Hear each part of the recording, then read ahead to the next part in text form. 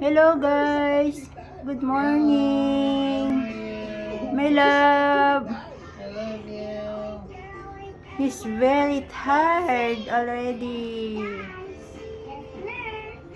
We are here for our overnight. One of the hotel here in Cebu. This is our room. My loving husband, relaxing. No sleep yet. Yeah. Somebody set me up all night. This is the bathroom. And it smells bad because my wife farted. What?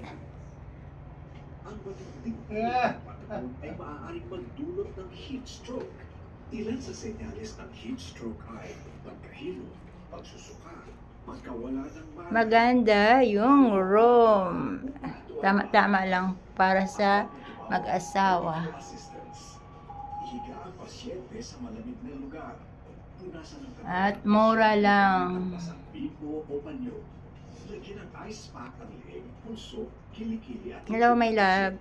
Hi. kung gising ang pasyente, painumin siya ng tubig. He's busy. Tandaan Who ang is matigas you? na ito para ligtas ang pamilya at ligtas Huh? Pilipinas. What? Who is he? Sexy. Monkey.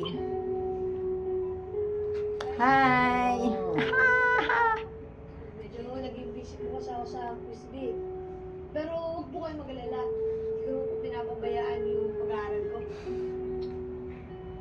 Alam ko naman yun, honey. Kaya lang, napapabayaan mo yung sarili mo.